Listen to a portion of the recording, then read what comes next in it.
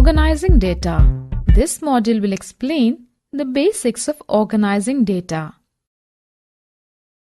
In various fields, we need information in the form of numerical figures. Each figure of this type is called an observation. The collection of all the observations is called data. We can collect the data from various places, like we can collect the height of all the students of the class by measuring their heights. Another example could be the marks of a student in 5 subjects.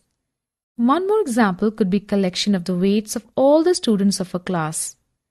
Collection of age of 10 students of a class can be an example. The data collected can be classified into 2 parts: A. Primary data, B. Secondary data. Primary data, when the person collects the data himself, is known as primary data. For example, A. Number of family members belongs to a particular age group. B. Weights of all the students of a class. Secondary data. When the persons collect the data from a source which has information stored, is known as secondary data. Example: A. Collection of marks of all the students of a class taken from school record. B. Collection of total marks of all the students of a class taken from school record. We can present the raw data in such a format which makes it more understandable and readable. We can arrange the data in the following manners: in increasing order or decreasing order, in table format, in frequency distribution table. Example: A. We have given the weights of 10 students as 42, 44, 51, 38, 43, 46, 38, 35, 41, 43. Find the maximum and minimum weights of students in the class.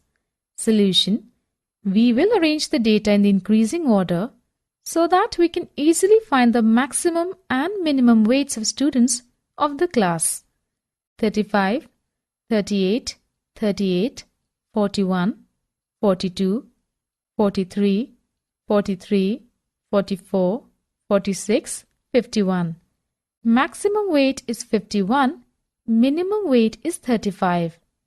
After collecting the data, we can put the data in the frequency distribution table, in which the data will be arranged as per the number of occurrence of each observation out of the total data. Frequency distribution table can be of 2 types: A. Ungrouped frequency distribution table, B. Grouped frequency distribution table. Ungrouped frequency distribution table. It will just make frequency for each unique observation separately. Grouped frequency distribution table. In grouped frequency distribution table, we create groups which are known as classes or class intervals. Its size is known as class width or class size. In each class, the least number is called as lower class limit and the greatest number is called as upper class limit. Example: A. We have marks of 20 students of a class as follows: 76, 57, 89, 74, 65, 45, 39, 84, 20, 68, 45, 57, 49, 79, 57, 62, 32, 87, 37, 89. Arrange in grouped frequency distribution table. Solution: the maximum and minimum values are 89 and 20. Therefore, range is equal to 89 minus 20 is equal to 79. Take class size is equal to 10. And range divided by class size is equal to 79 divided by 10 is equal to 7.9. So, we should have 8 classes, each of size 10.